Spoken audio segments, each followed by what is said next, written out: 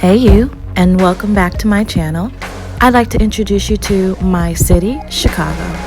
I'm going to tell you all about the gangs, the guns, the alcohol, all the dirty little secrets that Chicago doesn't want you to know about. Keep watching.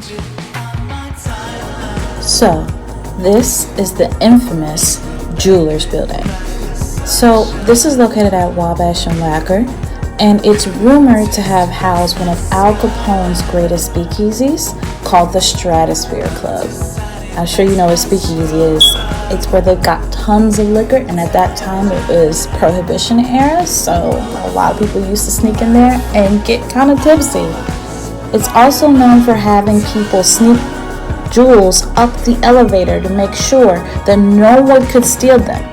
Either the person who's taking them or anyone else who thinks that they can catch the jewelers. That's pretty cool, huh?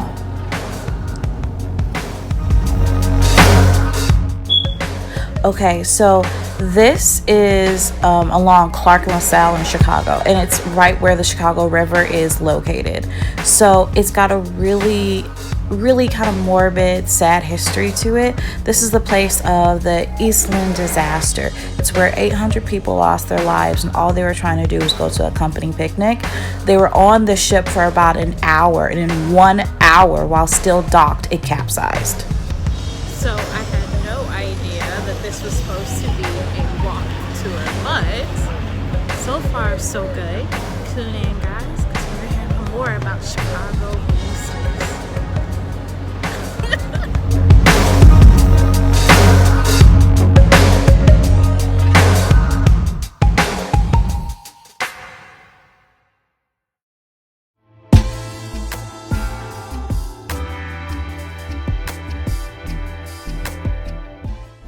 We are now heading towards downtown, and this is heading also towards the Loop.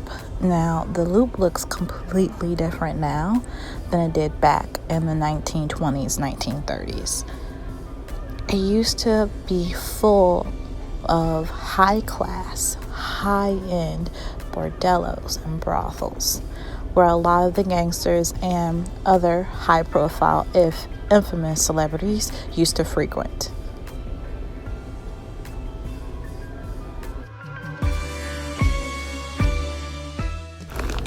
Beneath the hotels and bordellos were a system of tunnels that the gangsters used to escape from the cops. They also used to throw wild, crazy, insane parties full of booze and drugs.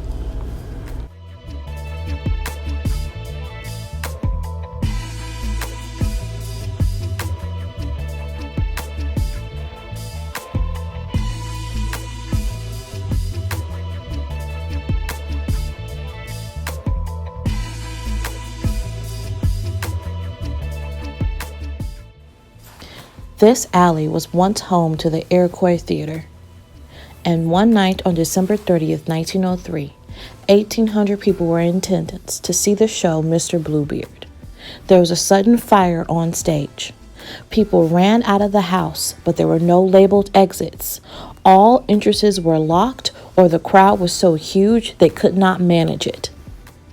They did find one exit, but this wound up being a fatal attempt. It sent a cold blast of air that struck an even larger fire, and all the bodies who did escape fell to the alley below. They were stacked 6 feet high, and they wound up being a cushion for the survivors who did jump after they landed. This will be forever known as the Alley of Death, and onlookers have said to say they will never forget the sight of raining bodies coming from the theater windows. Today, they try to decorate the alley with beautiful street art. They renamed the theater the Oriental Theater, but it is said to forever be haunted by the dead bodies.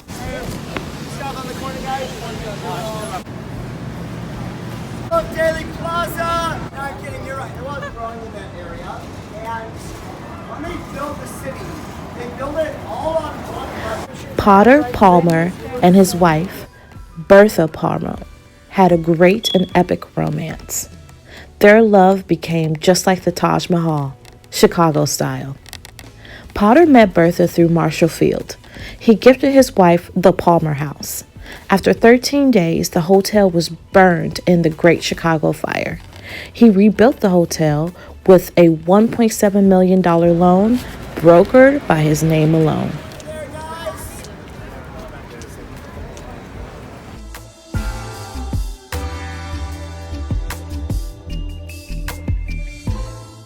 So we ended our night around the Congress Hotel, where many a ghoul has been found there. I will be updating you guys about that little excursion in my next city vlog of Chicago. Thanks for following me around a great tour of the ghosts and gangsters here. Please subscribe to see more of me. Love you guys a lot. Bye.